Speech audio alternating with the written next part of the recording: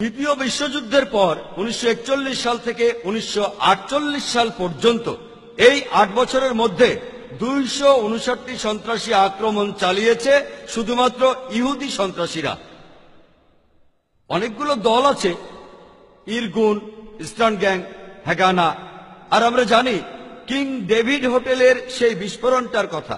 ঘটনাটা ঘটেছিল 1946 সালের 22শে জুলাই। বিস্ফোরণটা ঘটিয়েছিল ইরগুন, নেতৃত্বে ছিলেন মেনাকেন বেগান। এখানে 91 জন নিরীহ মানুষ মারা গিয়েছিল। তার মধ্যে 28 জন ছিল ব্রিটিশ, 41 জন আরব, 7 জন ইহুদি, এছাড়া আরো ছিল 5 জন।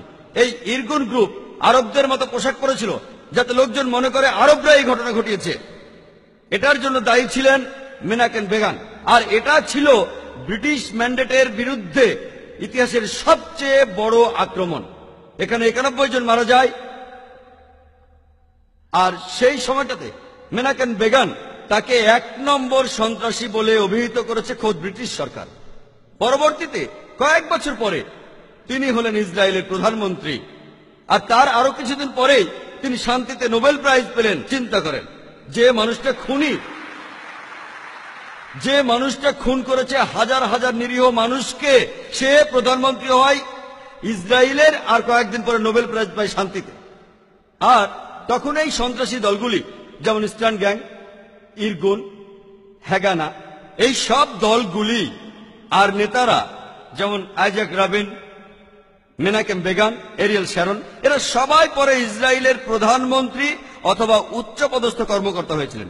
আর এরা সবাই যুদ্ধ করেছিল একটা ইহুদি রাষ্ট্রের জন্য। যদি পৃথিবীর ম্যাপটা দেখেন, 1945 সালের আগে ইসরায়েল নামে কোনো দেশ ছিল না। ইসরায়েল দেশটাই ছিল না।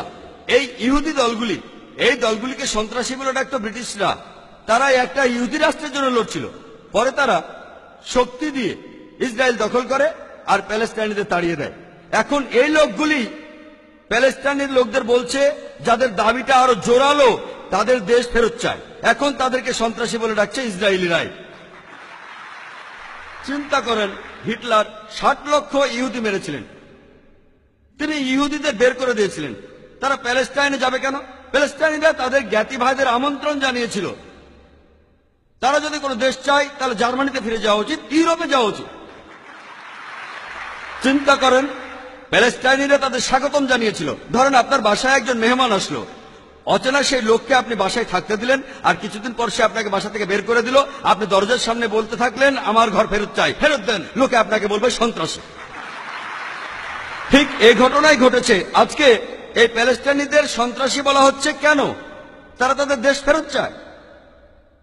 আর এখন পৃথিবীর মানুষ, বিশেষ করে উন্নত দেশগুলির মানুষ, তারা নির্বিকারভাবে এই অন্যায় মেনে নিচ্ছে।